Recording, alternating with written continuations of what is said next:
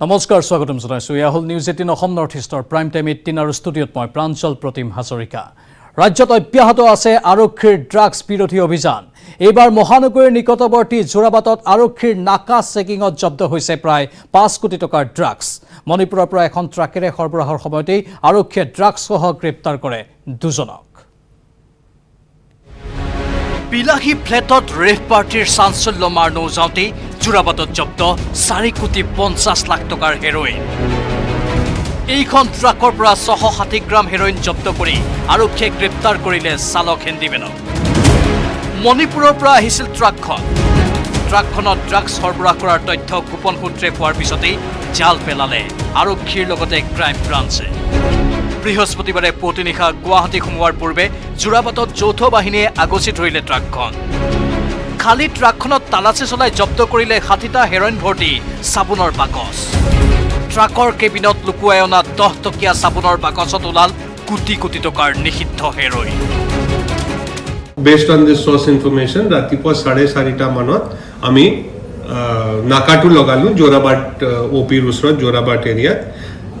Ratipua around Sota Bajat while checking of various vehicles and trucks, eta truck poa goise MN049866 itu Manipuror pra hi asile Imphalor pra aru 60 packets of heroin তাত পোৱা গৈছে weighing 660 grams এই packet গিটা two soap বক্সত হুমাই ৰাখিছে আৰু যেটো আমাৰ ইঞ্জিন কভাৰ হয় তাত এটা ইঞ্জিন কভাৰৰ তলত লুকাই ৰাখিছে তেতিয়া নৰমাল চেকিংত এটো ধৰা না যায় কিন্তু ইঞ্জিন যেতিয়া খুলিলে আমাৰ মানুহ তেতিয়া ধৰিলে 4 কোটি 50 লাখ টকাৰ হেৰোইন জব্দ কৰি আৰক্ষীয়ে গ্ৰেপ্তাৰ কৰিলে জেনিছন তায়াম আৰু ওয়াৰিছ অভয় নামৰ ট্ৰাকৰ দুই চালক আৰু হেণ্ডিমেনক মণিপুৰত ঘৰ গ্ৰেপ্তাৰ হোৱা দুই ড্ৰাগছ সৰবৰাহকাৰীৰ ড্ৰাইভাৰ আৰু তেখেতৰ লগৰ এটা মানুহ ধৰা পৰিছে ড্ৰাইভাৰৰ নাম আছে এমডি ওয়াৰিছ হি থবল ডিস্ট্ৰিক্টৰ আৰু এটা জেনিছন তেনেজাম হিয়ে থবল ডিস্ট্ৰিক্টৰ দুটা ধৰা পৰিছে a case has been registered at Bokhisto PS white case number 1533/21 और এতিয়া বাকি লিংকেजेस উলিয়াবলে বস্তু টু কোড গৈ আছিল because this is part of an interstate drugs trafficking network বিলাহী ফ্লেটৰ জন্মদিনৰ পাৰ্টিত হেৰোইন সেৱন কৰা প্ৰতিষ্ঠিত লোকক গ্ৰেপ্তাৰ কৰা মহানগৰ আৰক্ষীয়ে ড্ৰাগছৰ বিৰুদ্ধে বিগত 25 দিনত লাভ কৰিছে ঈৰ্ষণীয় সফলতা জব্দ কৰিছে 1 কেজিৰো অধিক হেৰোইন 14000 বটলৰো অধিক কফ সিৰাপ 250 কাৰ্টুনৰো অধিক বিলাতী খুৰা অবৈধভাৱে মজুত ৰখা কিংবা সৰবৰাহ কৰা এই নিষিদ্ধ সামগ্ৰীৰ আনুমানিক মূল্য 9 পৰা 10 কোটি টকা হ'ব বুলি জনালে মহানগৰ আৰক্ষী আয়ুক্ত Last 25 days we have caught more than a kilogram of heroin 12.5 kilograms of ganja more than 14,000 bottles of cough syrup and small amounts of cocaine you are all aware of for the first time cocaine was caught about 4 grams and other small amounts of brown sugar tar pisote we've also been going after illegal IMFL so about 250 cartons beleg dharnor IMFL e dhora hoise বিলাহী ফ্লেটেই হোক কিবা ট্ৰাকৰ কেবিনেই হোক নিষিদ্ধ drugs মজুত ৰখা মহানগৰৰ সকলো স্থানতে এতিয়া হেন চকু পৰিছে আৰক্ষীৰ নিষিদ্ধ ড্ৰাগ সৰবৰাহকাৰীক নাকি লগাবলৈ যুটীয়া আৰক্ষী আয়ুক্তৰ নেতৃত্বত গঠন হৈছে এটা বিশেষ দল যি দলে গুৱাহাটীৰ পৰা উৎখাত কৰাৰ পৰিকল্পনা কৰিছে নিষিদ্ধ ড্ৰাগছৰ অবৈধ বেহা ঋত্বিক কৌশিকৰ report news 18 Assam north east আৰু এই মুহূৰ্তৰ এক ব্ৰেকিং নিউজ ৰাজ্যিক কৰ্মচাৰীলৈ আহিছে ভাল খবৰ ডিএডিআৰ বৃদ্ধিৰ অধিসূচনা জাৰি কৰা হৈছে 11% পৰা 28% বৃদ্ধি ডিএডিআৰ বৃদ্ধিৰ অধিসূচনা জাৰি কৰিছে বিত্ত বিভাগে কেবিনেট বৈঠকত লৈছিল ডিএডিআৰ বৃদ্ধিৰ সিদ্ধান্ত 1 জুলাইৰ পৰা কাৰ্যকৰী হোৱাকৈ ডিএডিআৰ বৃদ্ধি কৰা হৈছে আমি পুনৰবাৰ জনাইছো ৰাজ্যিক কৰ্মচাৰীলৈ আহিছে এই ভাল খবৰটো ডিএ আৰু ডিআৰ বৃদ্ধিৰ অধিসূচনা জাৰি কৰা হৈছে 11% পৰা 28% লৈ বৃদ্ধি কৰা হৈছে ডিএডিআৰ ডিএ আৰু ডিআৰ বৃদ্ধিৰ অধিসূচনা জাৰি বিত্ত বিভাগৰ কেবিনেট বৈঠকত লৈছিল ডিএডিআৰ বৃদ্ধিৰ সিদ্ধান্ত 1 জুলাইৰ পৰা কাৰ্যকৰী হোৱাকৈ ডিএডিআৰ বৃদ্ধি কৰা হৈছে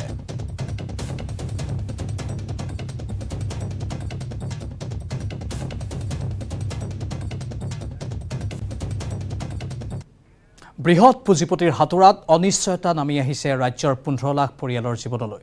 কেঁচা চাহৰ দাম প্ৰতি কেজিত 15 টকালৈ হ্ৰাস পোৱাত বিচলাথত প্ৰতিবাদত নামিল ক্ষুদ্ৰ চাহ খেতিয়ক। ৰাষ্ট্ৰীয় ঘাইপথত কেঁচা পাত পেলাই উচিত মূল্য প্ৰদানৰ দাবী বঞ্চিত চাহ খেতিয়কৰ।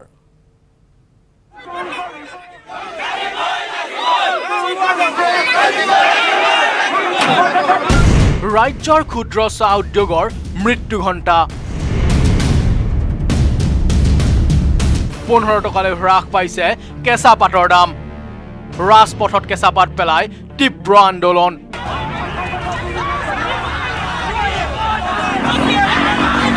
ক্ষুদ্ৰ চাহ খেতিয়কৰ প্ৰতিবাদত উত্তাল বিশ্বনাথ। বৃহৎ পুঁজিপতিৰ ষড়যন্ত্ৰত পণবন্দী হৈ পৰিছে ৰাজ্যৰ ক্ষুদ্ৰ চাহ খেতিয়কসকল। প্ৰতি কেজি কেঁচা চাহৰ দাম 45ৰ পৰা 15 টকালৈ হ্ৰাস পোৱাত হাহাকাৰ লাগিছে ক্ষুদ্ৰ খেতিয়কসকলৰ মাজত। বিশ্বনাথত উপায়হীন ক্ষুদ্ৰ খেতিয়কে ৰাজপথত কেঁচা পাত পেলাই সাব্যস্ত কৰিলে উত্তাল প্ৰতিবাদ। বটলিপ এছ'চিয়েশ্যনে যি ক্ষুদ্ৰ চাহ খেতিয়কসকলক পেটে ভাতে মৰাৰ ষড়যন্ত্ৰত লিপ্ত হৈছে, এই লিপ্তৰ প্ৰতি আপোনালোকে চকু ৰাখি ক্ষুদ্ৰ চাহ খেতিয়কসকলক ইয়াৰ পৰা মুক্ত কৰিবৰ কাৰণে আমি অসম চৰকাৰক আহ্বান জনাইছোঁ।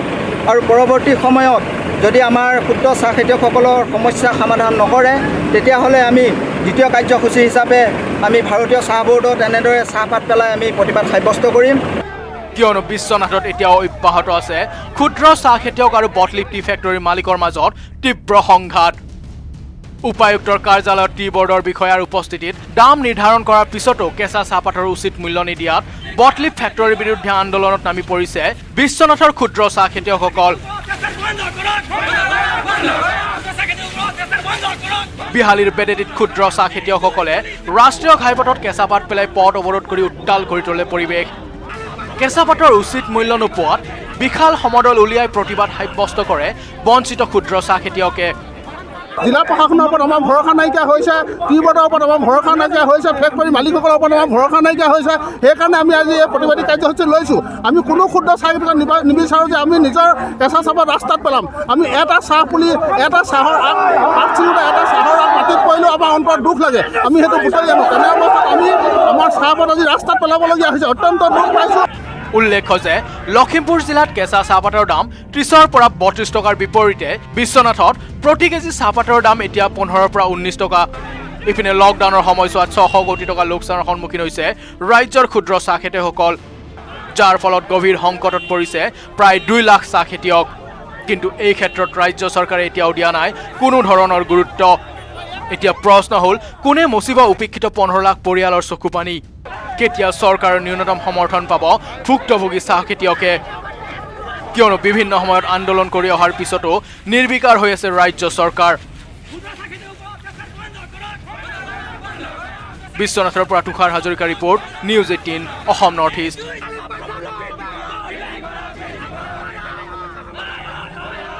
ৰাজ্যত এতিয়া উদ্বেগজনকভাৱে বৃদ্ধি পাইছে HIV সংক্ৰমিত লোকৰ সংখ্যা। মৰিগাঁৱত 16 দিনত 30 জন লোক আক্ৰান্ত হোৱাৰ সমান্তৰালকৈ নগাঁৱত 7 মাহত 84 জনৰ দেহত ধৰা পৰিছে HIVৰ বীজাণু। ড্ৰাগছ সেৱনৰ ফলত মাৰাত্মক HIVত আক্ৰান্ত হৈছে অধিকাংশ যুৱক যুৱতী।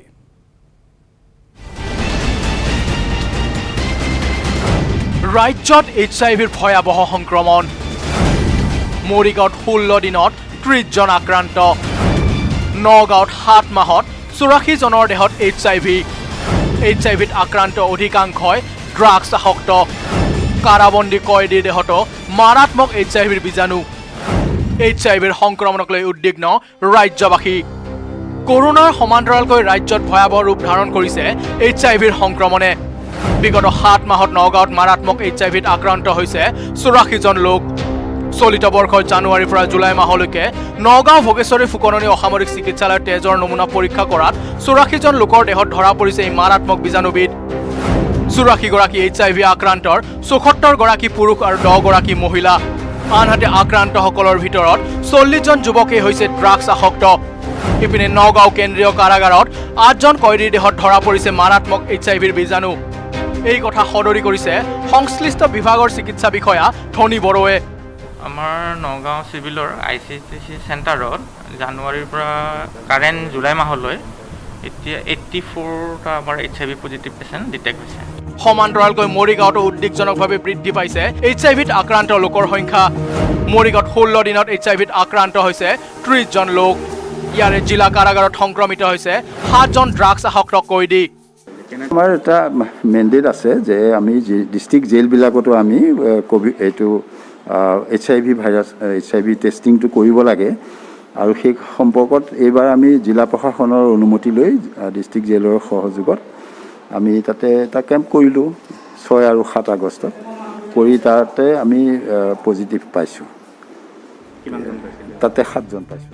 মৰিগাঁও জিলা এইডছ নিয়ন্ত্ৰণ বিভাগৰ তৎপৰতাত হোমলা মহিলা সংঘ নামৰ বেচৰকাৰী সংস্থাটোৱে জিলা কাৰাগাৰত 293 জন লোকৰ কৰিছিল HIV পৰীক্ষা। কাৰাগাৰৰ লগতে জিলাখনৰ ভিন্ন প্ৰান্তত চলাইছিল এই অভিযান। 1 আগষ্টৰ পৰা 16 আগষ্টলৈকে চলোৱা এই অভিযানত 18ৰ পৰা 30 বছৰ বয়সলৈ মুঠ 27 জন যুৱকৰ দেহত ধৰা পৰিছে মাৰাত্মক HIVৰ বীজাণু আৰু ইয়াৰে 26 জনে হৈছে ড্ৰাগছ আসক্ত যুৱক। ইপিনে HIVত আক্ৰান্তসকলক বিনামূলীয়াকৈ চিকিৎসা প্ৰদান কৰাৰ লগতে নিৰীক্ষণত ৰাখিছে মৰিগাঁও স্বাস্থ্য বিভাগে। এতিয়া আমাৰ ফালৰ পৰা যিটো ইয়াতে আপোনাৰ ART মেডিচিনটো তেওঁলোকক দি থকা হৈছে, এইটো সম্পূৰ্ণ ফ্ৰী। এইটো আমাৰ ফ্ৰীকৈ গভমেণ্টৰ ফালৰ পৰা দি আছে। ART চেণ্টাৰৰ পৰা তেওঁলোক ট্ৰিটমেণ্টটো লৈ আছে এতিয়া।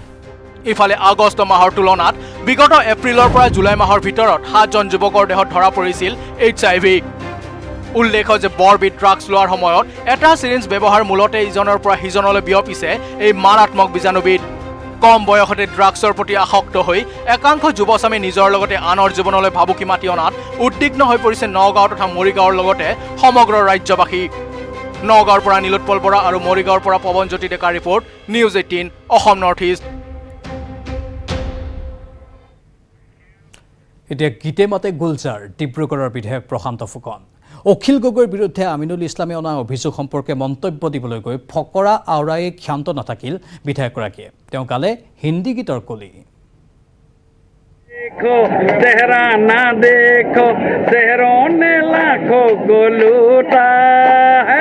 কাষত কেন্দ্ৰীয় পেট্ৰলিয়াম আৰু প্ৰাকৃতিক গেছ দপ্তৰৰ ৰাজ্যিক মন্ত্ৰী ৰামেশ্বৰ তেলী, লগত ডিগবৈৰ বিধায়ক সুৰেন ফুকন আৰু ডুমডুমাৰ বিধায়ক ৰূপেশ গোৱালা, মাজত ডিব্ৰুগড়ৰ বিধায়ক প্ৰশান্ত ফুকনৰ গান।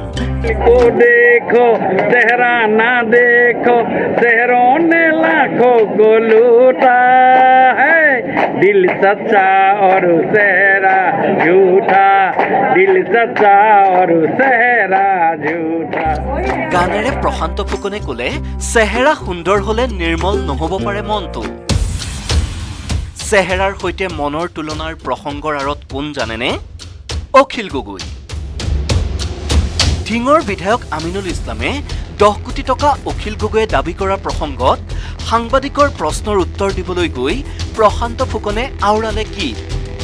চেহেৰা মিছা, মনটোহে সঁচা। शहरों ने लाखों को लूटा है, दिल सच्चा और सेहरा झूठा, दिल सच्चा और सेहरा झूठा। অখিল গগৈয়ে AIDF নেতৃত্বক 10 কোটি টকা দাবী কৰা নকৰাৰ প্ৰসংগত প্ৰশান্ত ফুকনৰ পোনপটীয়া কথা। কৰবাত জুই জ্বলিছে কাৰণেহে ধোঁৱা ওলাইছে। আৰে ক'ৰবাত জুই জ্বলিছে কাৰণটো ধোঁৱা ওলাইছে। যে মই আটাইতকৈ শুদ্ধ মানুহ বুলি এইটো পৃথিৱীত কোনোবাই ক'ব নেকি? আজি হেমা মালিনীয়েও নকয় মই দেখিবলৈ আটাইতকৈ ধুনীয়া বুলি। এতিয়া তেওঁ যদি কৈছে যে মোৰ গাত কোনো দুখ নাই, মই শুদ্ধ মানুহ, কিন্তু সেই মানুহজনৰ অগেষ্টত 10 কোটি টকাৰ কথা আছে। বিজেপি কৰ্মীক সততাৰ অৱতাৰ সজাই 10 কোটি 5 কোটি টকা দিয়া নিদিয়াৰ কথা শুনিবও নাপায় বুলি বালিলৈ প্ৰশান্ত ফুকনে এৰিলে আন এপাত শৰ। তেওঁলোকৰ ওপৰে মাৰিবা কেতেৰা জেঙা, ভিতৰে নেৰিবা বেথা, এইটো তেওঁলোকৰ এইটো আছেই। এইবোৰ তেওঁলোকৰ মাজত এটা নেক্সাছ। তেওঁলোকে যদি আজি 10 কোটি টকা 5 কোটি টকা কোনোবাই কৈছে মোৰ চকুৰ আগতে দিছে, এইবোৰ ভাৰতীয় জনতা পাৰ্টীৰ নীতিৰ ভিতৰত নপৰে। এইবিলাক কথা ভাৰতীয় জনতা পাৰ্টীৰ সদস্যসকলে নিয়মমতে শুনিবও নাপায়। মুঠতে কেন্দ্ৰীয় পেট্ৰলিয়াম আৰু প্ৰাকৃতিক গেছ দপ্তৰৰ ৰাজ্যিক মন্ত্ৰী ৰামেশ্বৰ তেলীক কাষত পাই অখিল গগৈৰ বিৰুদ্ধে গীতে মাতে গুলজাৰ হ'ল ডিব্ৰুগড়ৰ বিধায়কগৰাকী। शहरों ने लाखों को लूटा है, दिल सच्चा और सेहरा झूठा, दिल सच्चा और सेहरा झूठा। ডিগবৈৰ পৰা ৰীনা কাকতি গগৈৰ report, news 18 Assam north east गोलूटा है दिल सच्चा और चेहरा झूठा दिल सच्चा প্ৰাইম টাইম এণ্টিনত আৰু বহুকেইটা গুৰুত্বপূৰ্ণ খবৰ আছে জনাবলৈ, কিন্তু এইখিনিতে সময় হৈছে বাণিজ্যিক বিৰতিৰ। নিশ্চয় আছে প্ৰাইম টাইম 18। বানৰ কবলত পৰি 3 দিন ধৰি ককবকাইছে ধেমাজিৰ কুৰিখন গাঁৱৰ ৰাইজে। কি ৰাজপথ, কি ঘৰ দুৱাৰ, সকলো এতিয়া বাঢ়নি পানীৰ তলত। বন্যাৰ্তৰ হাহাকাৰৰ পিছতো খবৰ ল'বলৈ আহৰি নাই জনপ্ৰতিনিধিৰ। ধেমাজিত অপৰিৱৰ্তিত বান পৰিস্থিতি। 3 দিনে পানীৰ তলত প্ৰায় 20খন গাঁও। পানীৰ মাজত ককবকাইছে বন্যাৰ্তই। তৃতীয় দিনাও ধেমাজিত অপৰিৱৰ্তিত হৈ আছে বান পৰিস্থিতি। জীয়াঢল, বৰাজান আৰু ৰাই নদীয়ে ধেমাজি ৰাজহ চক্ৰৰ অন্তৰ্গত প্ৰায় 30খন গাঁও বেয়াকৈ প্লাবিত কৰাৰ পিছত আজিও পানীৰ তলত আছে প্ৰায় 20খন গাঁও। 3 দিন ধৰি পানীৰ মাজত ককবকাই আছে কেইবাখনো গাঁৱৰ বন্যাৰ্তই। কি ৰাজপথ, কি ঘৰ দুৱাৰ, সকলো এতিয়া বাঢ়নি পানীৰ তলত। জৌগাঁৱত আজিও পথৰ ওপৰেৰে বাগৰি আছে বাঢ়নি পানী। বান পৰিস্থিতি উন্নত হোৱাৰ বিপৰীতে বাটঘৰীয়া পঞ্চায়তৰ ঘেয়াৰী, চেঁচাহৰ, পাবমাৰী, চেংলি পথাৰকে ধৰি কেইবাখনো গাঁৱত অধিক বেয়াৰ ফালে ঢাল খাইছে বান পৰিস্থিতি। আধা জীৱনটো ইতে গ'লগৈ, পানীতে গ'ল আৰু এতিয়া বৰ্তমান আৰু কিমান কি কৰিব। খেতি পথাৰ নাইকিয়া হৈছে, নাইকিয়া হৈছে। কিবা এটা কৰিলেও আমাক চৰকাৰে একো এটা সুবিধা নিদিয়ে। আজিলৈকে সুবিধা দিয়া নাই ভালকৈ। এতিয়া ধান চান মাৰিবলৈ জেগা নাই, নাই। কালি ৰিলিফ দিছিলে, ৰিলিফ আৰু কিনো কিমানকেইটা দিছে। ক'ত হৈছে এতিয়াতো ইয়াত শিবিৰ নাই, আমি হেবি নাই, এই ভঁৰালৰ মুখতে শুইছোঁ। আপোনালোকে দেখিছেই চব। উল্লেখ্য যে ধেমাজিৰ জীয়াঢল নদীৰ বাঢ়নি পানীয়ে 2 দিন পূৰ্বে উটুৱাই নিছিল বৰ্মন গাঁৱৰ কফাৰ ডেমৰ প্ৰায় 500 মিটাৰ অংশ। ৰাজপথ খহি যোৱাৰ ফলত এতিয়াও ব্যাহত হৈ আছে যাতায়াত ব্যৱস্থা। 3 দিনে বানৰ কবলত পৰি হাহাকাৰ কৰিছে ধেমাজিৰ হাজাৰ হাজাৰ লোকে। কিন্তু এই পৰ্যন্ত বন্যাৰ্তৰ দুখ দুৰ্গতিৰ খবৰ ল'বলৈ আহৰি নাই এজনো জনপ্ৰতিনিধিৰ, যাৰ ফলত এতিয়া চৰকাৰ তথা প্ৰশাসনৰ বিৰুদ্ধে ক্ষুব্ধ হৈ পৰিছে ধেমাজিৰ বন্যাৰ্ত। ধেমাজিৰ পৰা Mon Bikash Borgohain report, news 18 Assam north east. Digboi শোধনাগাৰৰ শোধন ক্ষমতা বৃদ্ধি কৰাটো বহু কঠিন কাম, কিয়নো ক্ৰমাৎ শুকাই আহিছে অসমৰ তৈলখাটসমূহ।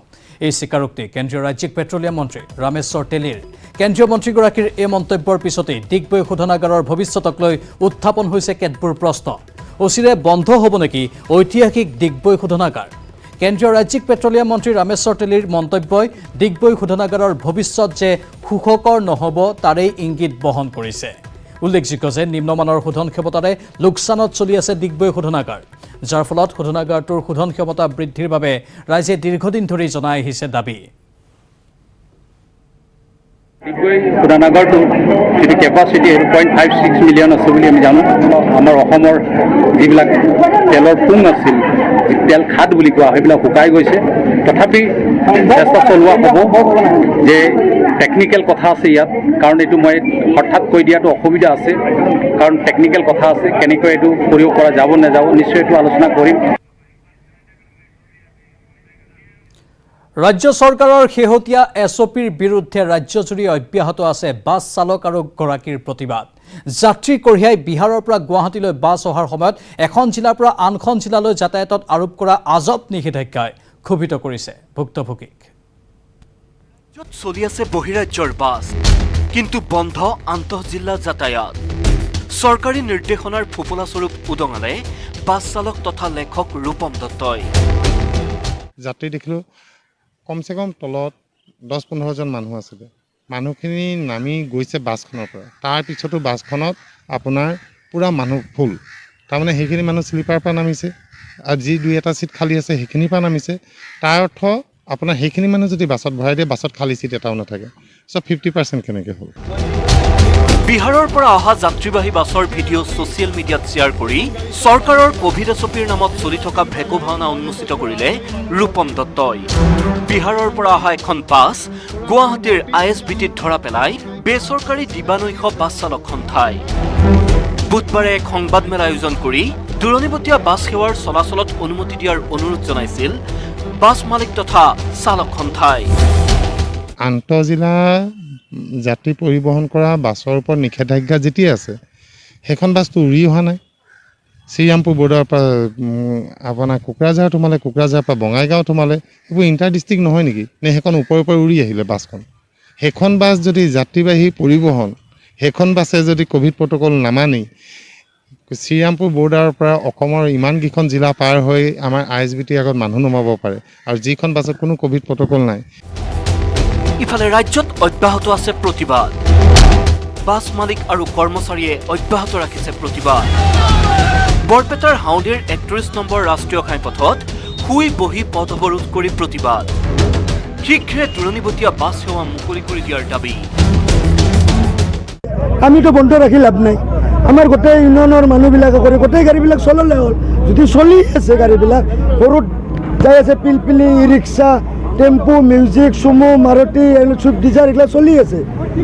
ট্ৰেইন চলি আছে, অকল বাছ কেইখনে চলা নাই, বাকীটো চব চলি আছে না। বাছো কিছুমান চলি আছে। তেতিয়াহ'লে আমাৰ গোটেই বাছ আমি আৰু সিদ্ধান্ত ল'ম আৰু গোটেই বাছ আমি চলিব লাগে। চিৰাঙৰ বিজনীত বাছ শ্ৰমিক সন্থাৰ প্ৰতিবাদ। দূৰণিবতীয়া বাছ চলাচল খুলি দিয়াৰ দাবীত এই প্ৰতিবাদ সন্থাৰ। বৰপেটা, ধুবুৰী, গুৱাহাটী আজি বাছ চলি আছে। বাছবিলাক অবৈধভাৱে গেট পাৰ হৈ আছে, কিন্তু তাত কৰোণা নাই। আৰু কিছুমান গাড়ী আজি চলাচল কৰি আছে, তাৰ বোলে পাৰ্মিশ্যন লৈছে। কি পাৰ্মিশ্যন লৈছে? যদি তেনেকুৱা পাৰ্মিশ্যন লৈ বাছ চলাচল কৰিব পাৰে তেতিয়াহ'লে আমাকো পাৰ্মিশ্যন দিয়ক, আমিও তেতিয়াহ'লে চলাচল কৰিব পাৰিম। ৰঙিয়াতো বেচৰকাৰী বাছ চালক হেণ্ডিমেনসকলে অব্যাহত ৰাখিছে প্ৰতিবাদ। একাংশ যাত্ৰীবাহী বাছত আন্তঃজিলা যাতায়াত অব্যাহত থকা বুলি গুৰুতৰ অভিযোগ উত্থাপন কৰে বাছ চালক হেণ্ডিমেনসকলে। ৰঙিয়াৰ উদিয়ানা নলবাৰীৰ বিলপাৰাত আন্তঃজিলা যাতায়াতৰ নিৰীক্ষণৰ বাবে আছে আৰক্ষী চকী। উক্ত আৰক্ষী চকী অতিক্ৰম কৰি নলবাৰী, বৰপেটা, কোকৰাঝাৰ বা অন্য জিলালৈ বাছ চলি থকাৰ অভিযোগ। জিলা যাতায়াত বন্ধ আছে। বন্ধ থকাৰ বিষয়তো বৰপেটা ৰোডৰ গাড়ীবিলাক আহি আছে। আমি গ'লে আমাক ডিষ্ট্ৰিক্ট পাৰ হ'ব নিদিয়ে, আমাক ফিৰাই খেদিয়ে। সেইটো বন্ধ হ'ব লাগে আৰু দিল্লী গোটাই খোলা হ'ব লাগে, নহ'লে গোটাই সেইবিলাক বন্ধ হ'ব লাগে। বিগত প্ৰায় 4 মাহ ধৰি ৰাজ্যত বন্ধ হৈ আছে বাছ সেৱা। ফলত হাহাকাৰ অৱস্থাৰ সৃষ্টি হৈছে বাছ মালিক, চালক আৰু কৰ্মচাৰীসকলৰ। দুবেলা দুমুঠিৰ বাবে হাহাকাৰ কৰিবলগীয়া হৈছে এইসকল লোকে।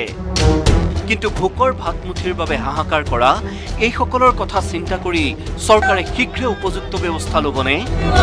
Bureau report, news 18 Assam north east. ৰাজ্য, দেশ আৰু বিশ্বৰ বিভিন্ন প্ৰান্তৰ খবৰ জনাই থাকিম প্ৰাইম টাইম 18ত, কিন্তু এইখিনিতে সময়